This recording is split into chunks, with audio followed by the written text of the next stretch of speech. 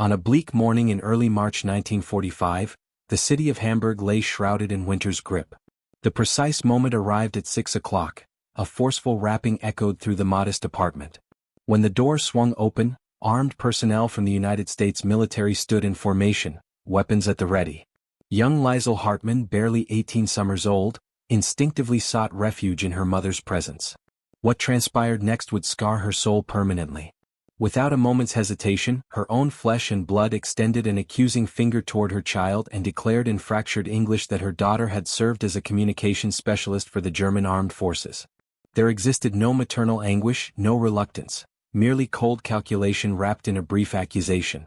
Throughout Leisel's captivity, her captors had warned her repeatedly that American forces would subject her to unspeakable torments, systematic starvation, physical brutality, and relentless interrogation regarding intelligence she never possessed. Reality proved strikingly different. Merely 6 weeks following her apprehension, while detained in a frigid correctional facility located in Minnesota's frozen landscape, a uniformed adversary offered her steaming cocoa and demonstrated through daily actions what genuine paternal affection resembled. This wasn't theatrical deception or calculated psychological manipulation.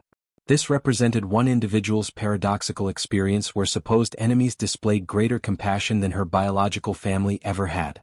What follows will challenge your understanding of loyalty, shatter preconceptions about kinship, and ultimately reconstruct your beliefs. By this narrative's conclusion, you'll comprehend a fundamental truth that genuine family connections aren't determined by shared genetics but rather by those who provide support during our darkest hours. The eventual confrontation between Leisel and her mother represents a moment of raw emotional honesty you'll carry with you long afterward. Leisel Hartman never anticipated maternal betrayal. During the winter of 1945, she existed as a gaunt, pale teenager with pronounced shadows beneath her eyes from countless sleepless nights. Her wartime service involved operating radio equipment for Germany's military apparatus in Hamburg. She wasn't a combatant or warrior, merely a young civilian who sat monitoring communications equipment, wearing headphones while relaying administrative messages between military offices. She'd never discharged a firearm or witnessed battlefield violence, yet her uniform alone marked her as an enemy combatant during those chaotic final days of European conflict. When British forces occupied Hamburg during early March, the metropolis already lay in ruins. The devastating aerial bombardments of 1943 alone had claimed over 42,000 civilian lives. Architectural structures stood like skeletal remains against overcast skies. The atmosphere carried persistent odors of combustion and moisture-soaked masonry, with something far more sinister lurking beneath. Death had become commonplace. As occupation commenced, Leisel understood her precarious situation. Military personnel were being systematically identified, questioned, and transferred to detention centers. She desperately needed sanctuary. Her childhood residence, miraculously still intact amid widespread devastation, seemed her only option. Navigating through Hamburg's broken thoroughfares while avoiding military patrols, Leisel finally reached the familiar stairwell. Her pulse raced with equal parts fear and hope. Mothers instinctively shield their offspring. This universal truth provided comfort. The door opened to reveal her mother, more diminished and aged than memory suggested. For one fleeting instant, Leisel detected relief in her mother's expression. Her child had survived. Her daughter had returned home. Then that relief transformed into something calculating and frigid. Her mother's invitation seemed warm initially. She offered rest and noticed Leisel's exhausted appearance. That night, Leisel slept on the floor wrapped in threadbare fabric, listening to the occupied city's nighttime sounds. Her dreams conjured peaceful futures where she might wait out the turbulence until normalcy returned. Dawn brought harsh reality. At precisely 6 o'clock, authoritative knocking shattered the morning stillness. Leisel stirred, confused. Her mother had already reached the entrance, already granting access. American military personnel filled the doorway, armed and alert. An officer stepped forward, consulting documentation. He inquired about Leisel Hartman's identity. Before Leisel could articulate any response, before instinct could trigger flight or concealment, before conscious thought could form, her mother raised her arm and indicated her own daughter while stating in rehearsed broken English that she had served as military communications personnel. 4 words delivered without hesitation, without visible remorse, without explanation.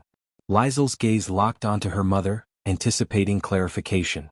She waited for her mother to reveal this as protective deception or desperate strategy. But her mother refused eye contact. Instead, she addressed the American officer and simply waited. The officer's instruction was simple and final. Leisel found herself loaded into transport vehicles alongside other detainees, soldiers, administrative staff, drivers, medical personnel, all wearing identical expressions of hollow dread. Leisel shed no tears during her arrest. She remained stoic throughout initial interrogation at the processing facility. She showed no emotion when informed of her impending transfer to a prisoner facility on American soil. Yet internally something fundamental had fractured beyond repair. Later intelligence revealed her mother's motivation. Occupying forces provided supplementary provisions to German civilians who supplied useful information. Basic necessities like bread, meat, and butter had become more precious than currency in the starving metropolis. Her mother had essentially traded her daughter's freedom for sustenance. Leisel would later document in personal writings that she could never erase the memory of her mother's expression during that moment, the way she indicated her as though she were a stranger, as though she held no value whatsoever. This paradox would haunt her consciousness for years. Her biological mother had betrayed her to enemy forces, yet those same enemies, as she would shortly discover, would treat her with greater kindness than her own bloodline ever demonstrated. However, this revelation lay weeks ahead. First, she needed to endure the journey. The rail transport to the coastal departure point consumed 3 days. Leisel positioned herself against the rough wooden interior of a freight car, arms encircling her knees, attempting to minimize her physical presence. 60 women occupied space designed for 40. The atmosphere reeked of unwashed humanity and palpable fear. The train swayed and clattered across damaged infrastructure, halting and resuming without predictable pattern. Water arrived twice daily, dispensed through a small aperture in the door. Thin broth accompanied it, watery liquid containing sparse potato fragments. Leisel consumed water but found eating impossible. Her throat constricted whenever she attempted to swallow solid food. During nighttime hours, the women conversed in hushed tones, exchanging rumors and amplifying collective terror. Americans would exploit them as forced labor, one whispered. Starvation awaited them as revenge for Germany's actions, another suggested. Torture for intelligence extraction was anticipated, even for those possessing no valuable information. Leisel listened but contributed nothing. Her mother's betrayal had rendered her verbally empty. When the train finally reached the harbor, Leisel observed the massive vessel that would transport them across the Atlantic. The converted military transport ship, painted utilitarian gray, seemed enormous. American naval personnel moved across its deck with practiced efficiency, communicating in English that remained largely incomprehensible to Leisel. The detainees were marched aboard in organized formations. Each woman received a numerical designation and identification tag. Leisel became prisoner 3847. Her identity had been reduced to a number, a logistical problem requiring transportation and storage. The Atlantic crossing consumed 14 days. Leisel spent most of this period in the vessel's hold with fellow detainees, lying in narrow metal berths stacked 3 high. The ship's propulsion systems ran continuously, creating deep vibrations felt throughout her skeletal structure. The atmosphere below deck was thick and oppressively warm, saturated with diesel fuel odors and too many bodies compressed together. Some women experienced severe seasickness from the rolling motion. Others wept during nighttime hours, muffling their distress in thin blankets. Leisel did neither. She simply lay motionless, staring at the berth above, replaying her mother's accusing gesture and those 4 devastating words. Yet something unexpected began occurring during those 14 days. The American sailors didn't treat them as subhuman. They didn't administer beatings. They didn't withhold basic necessities.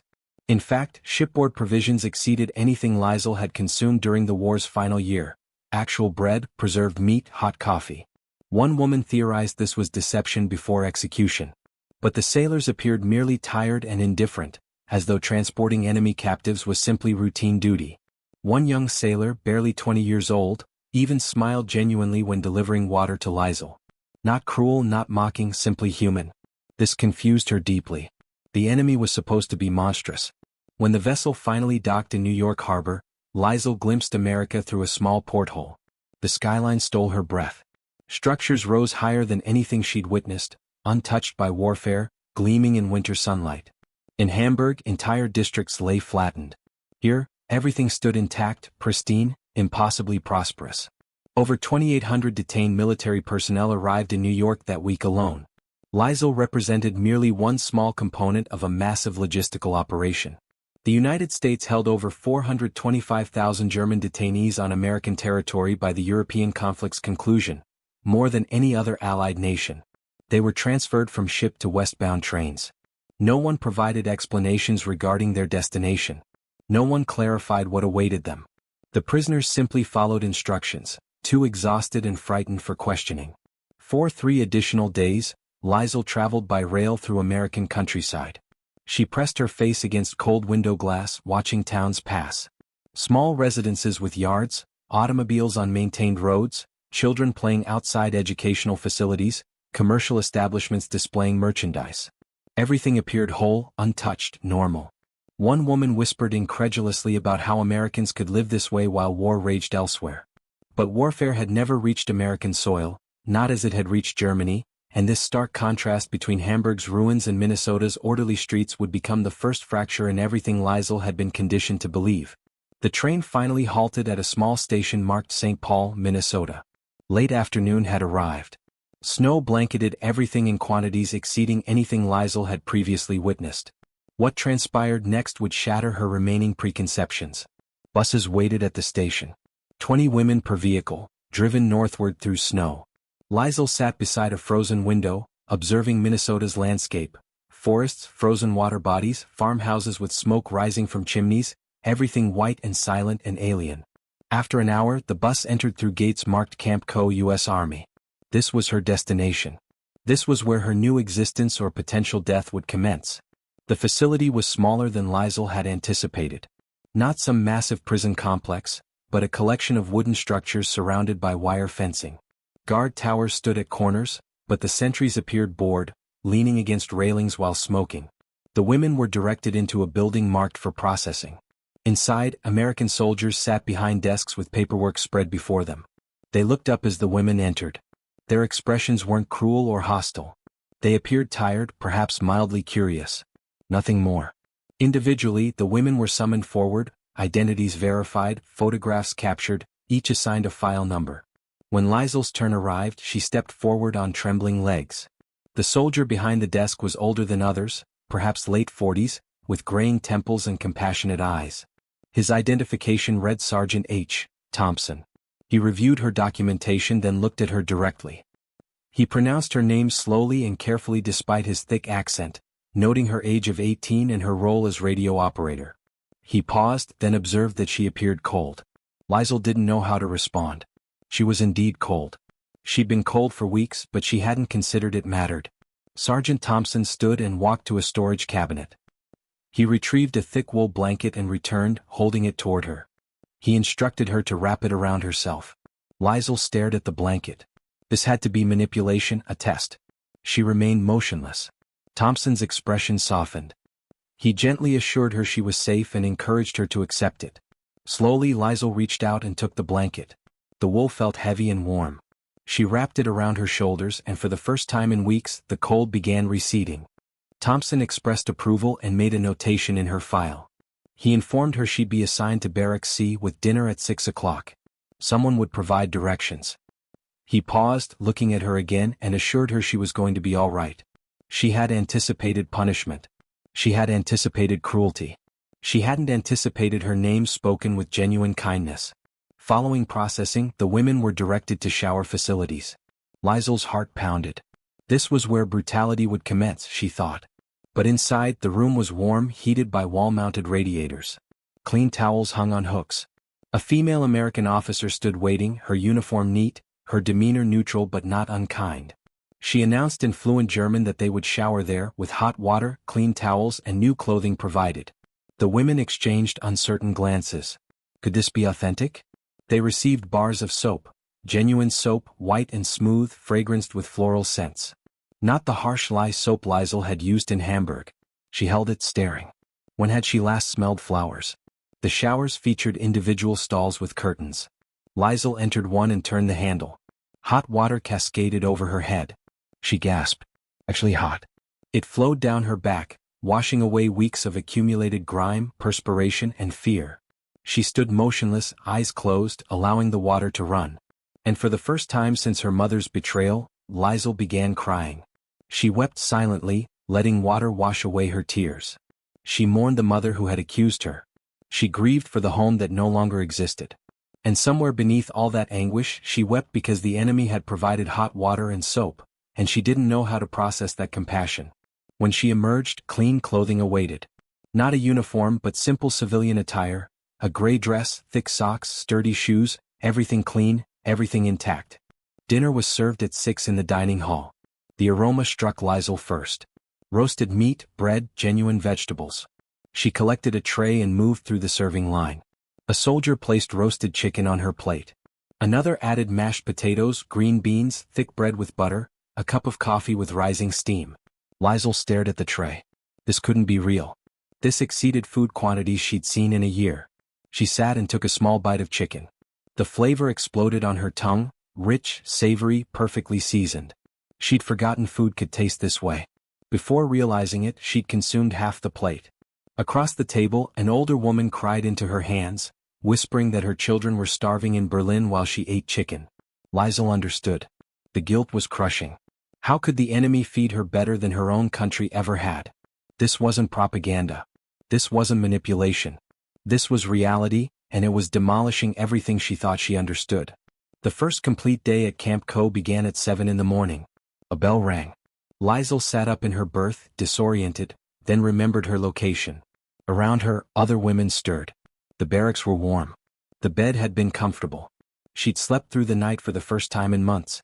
Breakfast consisted of eggs, toast, oatmeal, and coffee. Again, more food than Leisel had witnessed in a year. She ate slowly, her stomach still adjusting. Following breakfast, work assignments were distributed. Leisel and several other women were assigned to camp laundry operations. It wasn't demanding labor, sorting garments, operating washing machines, hanging items to dry. The laundry room was warm and steamy, filled with soap scent and clean cotton.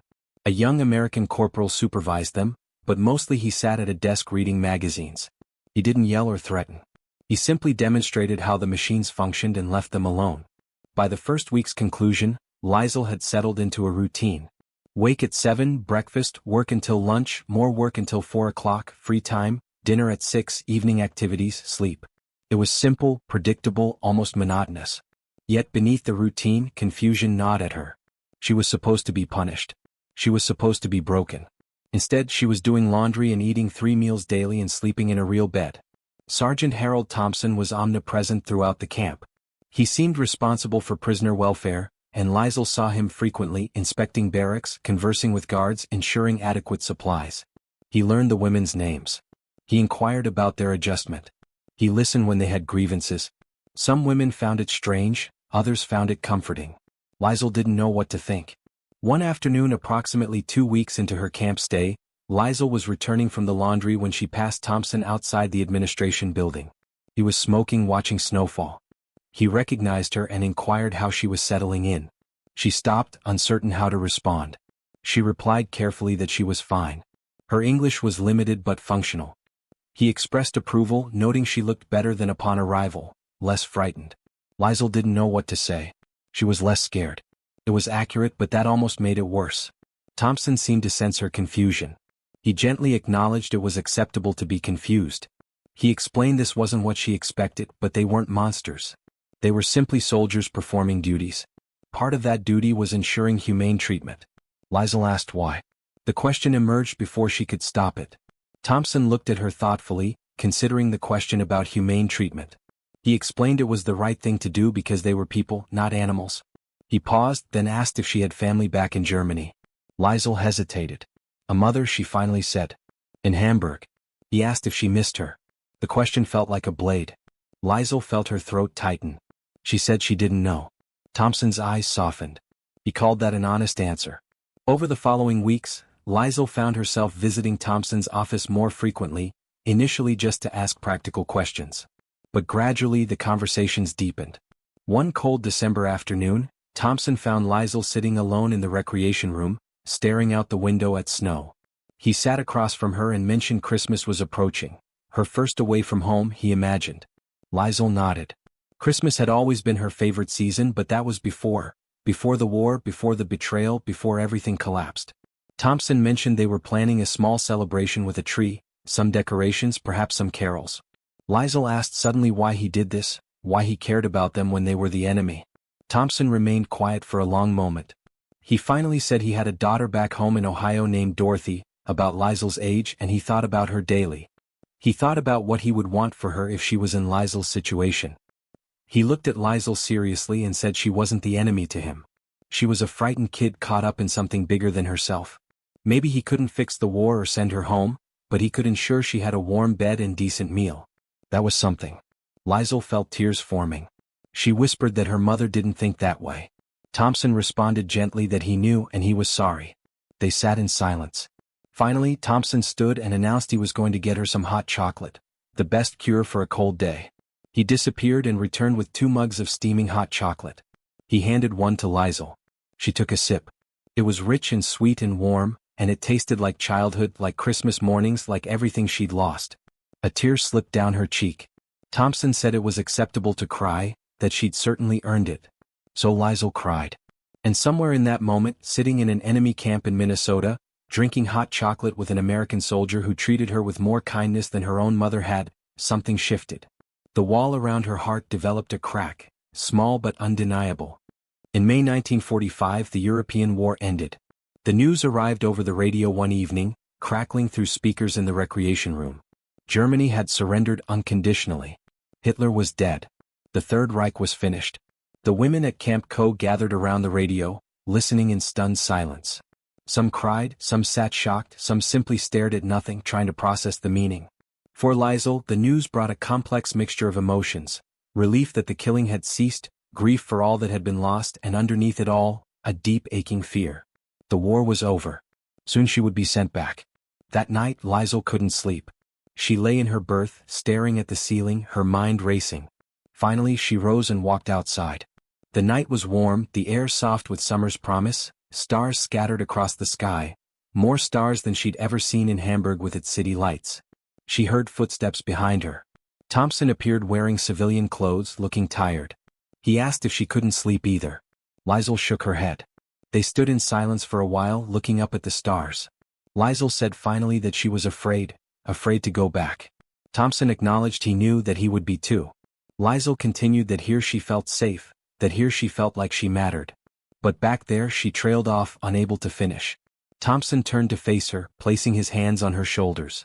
He told her to listen. She did matter. She always did. Her mother's actions didn't define her worth. Nothing could take that away from her. Leisel looked up at him through tears and said he was more like a father to her than anyone had ever been.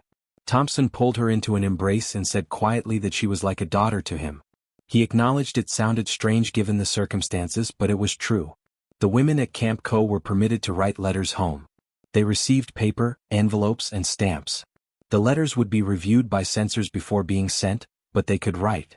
Leisel had written to her mother weeks earlier, a short, cold letter stating she was alive in America in a camp, being treated well. She didn't know when she would come home or if she even wanted to. No reply had come.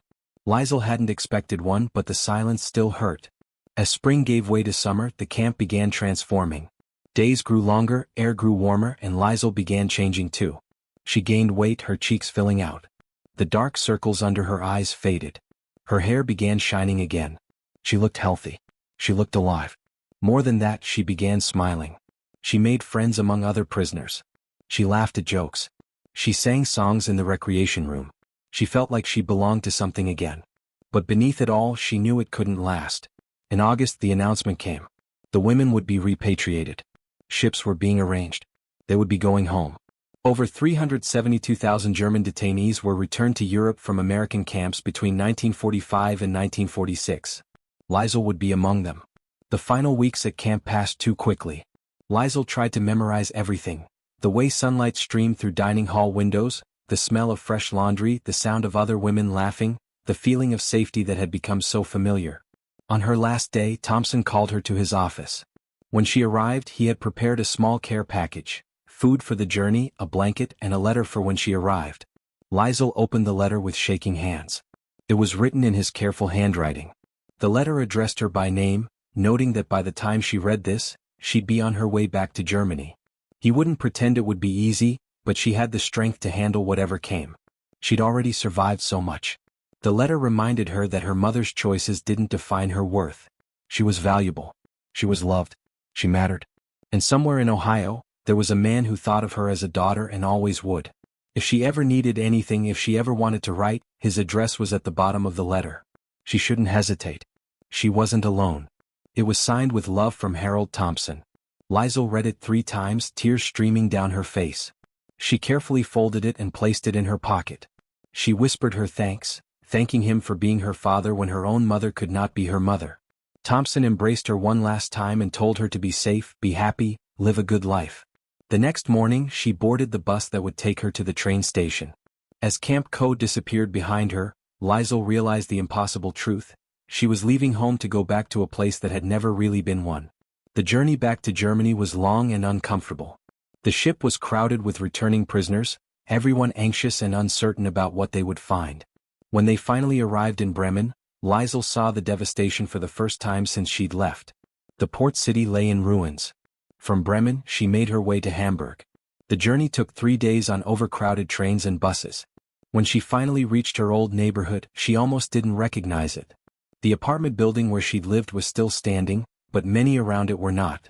Over 80% of Hamburg's city center had been destroyed during the war. Leisel climbed the stairs to her mother's apartment, her heart pounding. She didn't know what she would say. She didn't know if she even wanted to see her mother, but she had to know. She had to face it. She knocked on the door. For a long moment there was no answer. Then she heard footsteps. The door opened. Her mother stood there, thinner than Leisel remembered, older, more worn. When she saw Leisel, her eyes widened and she breathed her name. Leisel looked at the woman who had betrayed her and felt a strange calm settle over her. She said quietly that she came to tell her she was alive and to tell her goodbye. Her mother's face crumpled. She began to speak, but Leisel interrupted. She stated that her mother had made her choice, that she had pointed at her and turned her in. She'd spent months not understanding why, but now realized it didn't matter why. What mattered was that she did it and she couldn't forgive that. She pulled out the photograph Thompson had given her. Him with his wife and daughter Dorothy standing in front of their Ohio home. Leisel said she'd found a real family, people who cared about her, who protected her, who showed her what love looked like. They were supposed to be her enemies, but they were kinder to her than her mother ever was. Her mother was crying now, but Leisel felt nothing. The wound was too deep. Leisel said she was leaving Hamburg to go to Munich to start over. She didn't know if she would come back, maybe someday, maybe never. But she wanted her mother to know that she survived despite what she did. She survived. Leisel turned and walked away, down the stairs, out of the building, into the gray Hamburg morning. She didn't look back. Leisel found work in Munich as a secretary for a British occupation office. The work was steady, the pay decent. It allowed her to build a new life far from her past. And she wrote to Thompson just as he'd told her to. She told him about the confrontation, about her new job, about her slow efforts to rebuild. And he wrote back, long, thoughtful letters that reminded her she was valued, that encouraged her to keep going. Over the years, the letters continued. Thompson became simply Harold in her correspondence. He sent photographs of Dorothy's wedding. He told her when his first grandchild was born. He shared his life and Leisel shared hers. In 1952, 7 years after the war ended, Leisel met Werner. He was kind, patient, and understood that she carried wounds that might never fully heal. They married in 1953. In 1955 they had a daughter. Leisel named her Dorothy after Harold's daughter. When baby Dorothy was born, Leisel wrote to Harold with the news. His response came a week later, expressing that he was honored beyond words and instructing her to give that little girl a kiss from her American grandfather. As Dorothy grew, Leisel told her the story, about the war, about betrayal, about an American soldier who showed her that family isn't always about blood. In 1968, 23 years after the war ended, Harold Thompson finally came to visit Germany. He was older now, gray-haired and slower, but his eyes were the same, kind, steady, full of warmth. Leisel met him at the Munich train station with Werner and 13-year-old Dorothy.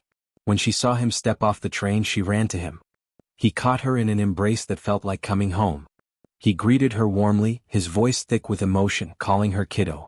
Harold Thompson died in 1982 at the age of 73. Leisel flew to Ohio for the funeral. At the service, Dorothy, Harold's daughter, approached her and said that her father talked about her all the time. He said she was his German daughter. He said helping her was one of the best things he ever did. Leisel smiled through her tears and said he saved her in every way a person can be saved. This is the story worth remembering. Not just the battles or the politics, but the small human moments that reveal who we truly are. A mother who betrayed, a soldier who cared. A cup of hot chocolate that changed a life. Leisel Hartman learned that blood doesn't make family. Love makes family. Showing up makes family. Kindness makes family. Her own mother had turned her into the enemy, but the enemy had become her father. This wasn't propaganda. This wasn't an exception. Over 425,000 German detainees were held in the United States during World War II, and the vast majority were treated according to the Geneva Conventions, fed, housed, and treated humanely. It was policy. It was deliberate. It was America's quiet answer to tyranny. Not cruelty for cruelty, but decency in the face of hate. Sometimes the people who save you are the ones you least expect. And sometimes the greatest weapon isn't a bomb but a blanket. Not a bullet, but a cup of hot chocolate offered to a frightened girl far from home. Family in the end isn't who you're born to. It's who shows up when you need them most.